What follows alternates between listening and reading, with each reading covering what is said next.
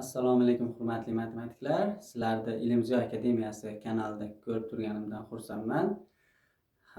Biz milliy sertifikat misollarini ishlashda davom etamiz. Demak, bizga teskari trigonometrik tenglama berilyapti. Ya'ni arc sinus 12 taqsim x plus arc sinus 5 taqsim x teng pi taqsim 2 ko'rinishida.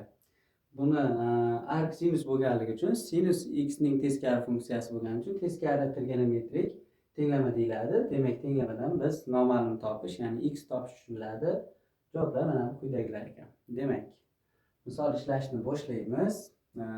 Bu teskari trigonometrik tenglamani yechishimiz uchun biz bu ikkalasidan bittasini tenglikni chap qismida olib qolib, ikkinchisini o'ng tomonga o'tishimiz kerak. Ya'ni arc sinus 12 taqsim x ni olib qolsak bu tomonda, narigi tomonga pi taqsim 2 ni oldiga buni minus qilib o'tish imkoniyatiga egamiz. Arc sinus 5 taqsim x. Ya'ni yangi ko'rinish hosil bo'ldi. Bizda bu misolda ishlashni davom ettirish uchun sinus arc sinus m dan m chiqadi. Faqat bu m'imiz minus 1 orasida bo'lishi kerak. Qoida mavjud, ya'ni sinus arc sinus m dan m chiqadi. M bu yerda minus 1 orasida bo'lishi kerak. Shuni e'tiborga olamiz. Demak, ikkala tomonni endi biz ikkala tomonni ham tenglikda, ya'ni o'ng tomonini ham, chap tomonini ham sinuslab yuboramiz. Demak, sinus arc sinus 12 taqsim x teng bu tomonda ham sinus pi taqsim 2 minus arc sinus 5 taqsim x ko'rinishdagi tenglamaga olib keldik. Biz bilamizki, arc sinus bo'ladimi, arc kosinusmi, arc tangenusmi, arc kotangenusmi, ular hammasi burchak hisoblanadi. Biz demak buni alfa deb tasavvur qilish imkoniyatiga egamiz. Ya'ni bu qaraydigan bo'lsak, tenglikdan o'ng tomonida sinus pi taqsim 2 minus alfa turibdi deb tasavvur qilinsa bo'ladi. Buni javobi birligilanida yechiladi. Ya'ni pi taqsim 2 bu yerda joylashgan. Pi taqsim 2 dan alfa ayrilsa, birinchi chorakka tushadi. Ya'ni bu tomonga yurganligi uchun bu birinchi chorak.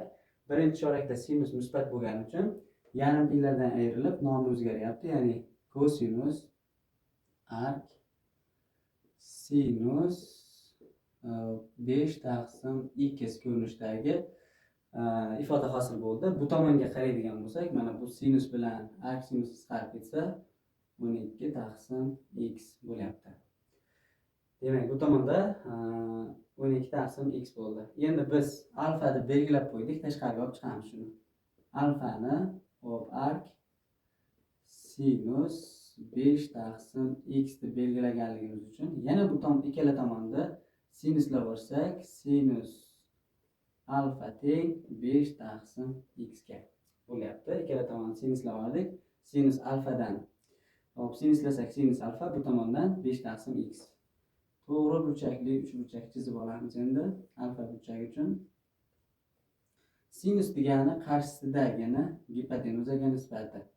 Gipotenuzamiz x bo'lyapti. Ya'ni katetni topish uchun gipotenuzani kvadratidan katetni kvadratini ayirib ildiz olishimiz kerak bo'ladi. Ya'ni x ni kvadrati minus 5 kvadrati 25 ga teng. Xo'p, ana endi bu tomon bizda alfaga teng bo'lganligi uchun 12 taqsim x tenglikda chap qismini yozdim. Teng o'ng qismida kosinus misoli alfa turibdi deb tasavvur qilinsa bo'ladi. Chunki bu ifodamiz bizda alfaga teng deyildi. Ya'ni arc sinus 5 taqsim ximiz alfa bo'lganligi uchun kosinus alfa. Bu yerdan kosinus alfa olamiz. 12 taqsim x teng kosinus alfamiz yopishganligi gipotenuzaga nisbat. Ildiz ostida x kvadrat minus 25 taqsim gipotenuzasi x bo'lyapti. Qaraydigan bo'lsak, x lar qisqarib ketyapti. Ikkala tomonni kvadratga oshirib yuborsak, 144 teng ildizdan qutulyapmiz x kvadrat minus 25.